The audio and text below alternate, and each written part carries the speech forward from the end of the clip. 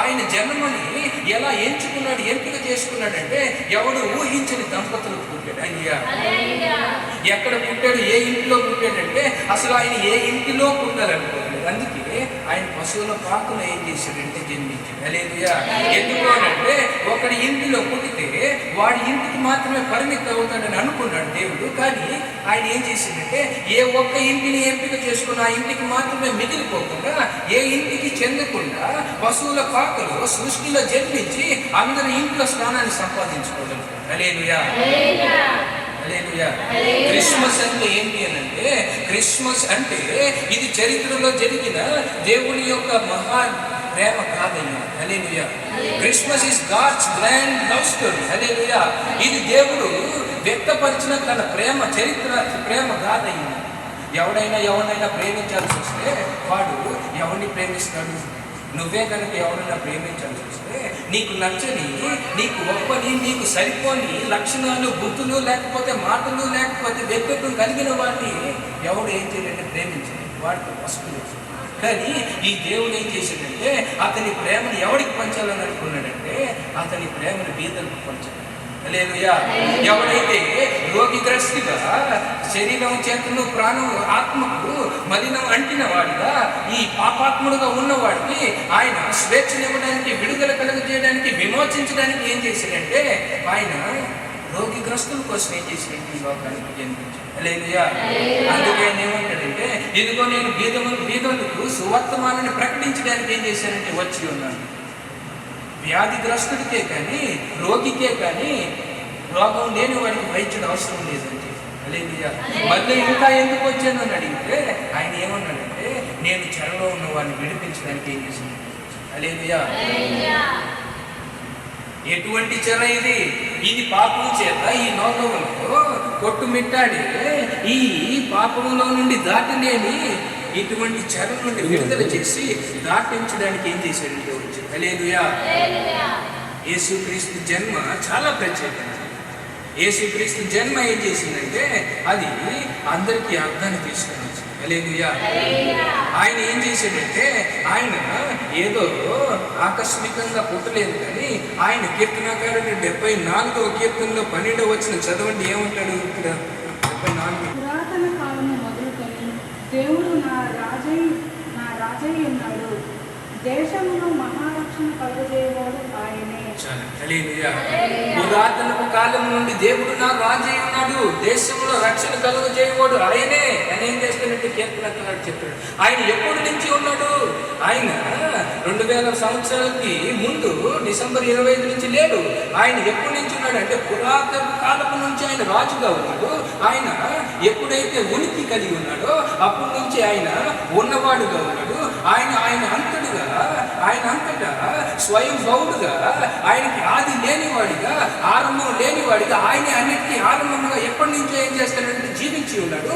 కాకపోతే ఈ ప్రజల్ని విమోచించడానికి, ఉద్ధరించడానికి, పాపం నుండి దాటించి ఆయన వాడిగా చేసుకోవడానికి ఏం చేశాడంటే 2000 సంవత్సరాల పూర్వం ఈ లోకంలో పసి బాలుడుగా, పసి కందుగా ఏం చేశాడంటే ఈ లోకంలో జన్మించాడు. హల్లెలూయా. హల్లెలూయా. ఇది ఎంత విచిత్రం, ఇది ఎంత విడ్డూరం. ఎందుకంటే ఏ దేవుడైతే విశ్వాన్ని రూపించాడో, విశ్వానికి రూపురేఖలు ఇచ్చాడో, ఆయన ఆ విశ్వానికి రూపురేఖలు దిద్దాడు. అటువంటి దేవుడు, ఆకాశ మహాకాశం పట్టజాలని దేవుడు, అటువంటి బాహుబలం కలిగిన వాడు, అంతటి అపరిమితుడు, అంతటి అంతం లేని, పరిమితి లేని దేవుడు ఏం చేశాడంటే తను తాను తగ్గించుకొని, కుదించుకొని ఏం చేశాడంటే పసి కందుగా, పసి బాలుడుగా ఏం చేశాడంటే, దౌర్బల్యుడిగా ఏం చేశాడంటే చిన్న బిడ్డగా ఏం చేశాడంటే జన్మించాడు. హల్లెలూయా. హల్లెలూయా.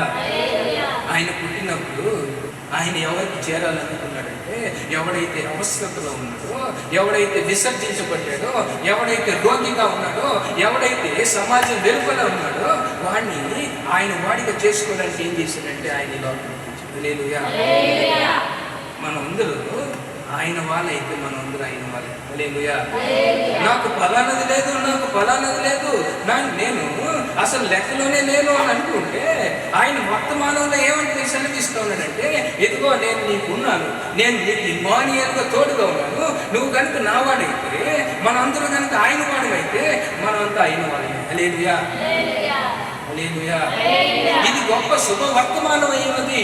ఆయన పశుశాలలో ఆయన పుణ్యాత్ముడిగా ఏం చేశాడంటే తనంతట తానే నర అవతారిగా ఏం చేశాడంటే మానవుల్లో ఒకడిగా సీమోనెత్తుని పంచుకొని ఆయన మన భావోద్రేగాలను, మన యొక్క ఫీలింగ్స్ను, మన యొక్క ఈ ఆకలి దప్పుల్ని ఎరిగిన వాడిగా ఏం చేశాడంటే మనలో ఒకడిగా తను తాను గుర్తించుకొని ఈ లోకంలో ఏం చేశాడంటే జీవించాడు. హల్లెలూయా, హల్లెలూయా.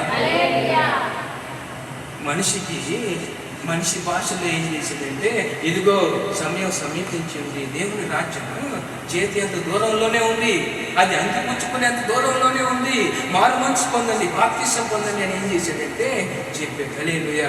మనుషులు తిన్న ఆహారాన్ని ఏం చేశాడంటే తిన్నాడు, మనుషులు కట్టుకున్న బట్టలు ఏం చేశాడంటే కట్టుకున్నాడు, మనుషులు విశ్రాంతిని ఏం చేశాడంటే అనుభవించాడు, ఆకలి దప్పుల్ని ఏం చేశాడంటే ఆయన అనుభవించి అన్ని సమస్యలను, అన్ని భావోద్రేగాలను అన్నిటినీ ఏం చేశాడంటే తను అనుభవించి మనల్ని అందరినీ తనలో మమేకం చేసుకుని ఏం చేశాడంటే ఈ జీవితాన్ని దీనికంటే గొప్పగా జీవించి చూపించవచ్చు.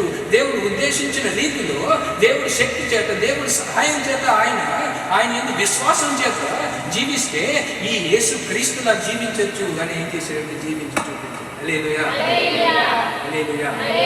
ఈ పూట క్రిస్మస్ ఎందుకు గొప్ప శుభ వర్తమానం అయ్యింది అన్నట్టు, దేవుడు ఎవడు ఎట్టుపోతే నాకేంటి అని చెప్పి ఊరుకుండకుండా ఏం చేశాడంటే ఒరే వీడు నావాడు, ఫలానా వాడు నావాడు, వీడు అందరూ నాకు కావాలి అని ఏం చేశాడంటే తను కారణ జన్ముడుగా చేసుకుని ఈ లోకంలోకి ఏం చేశాడంటే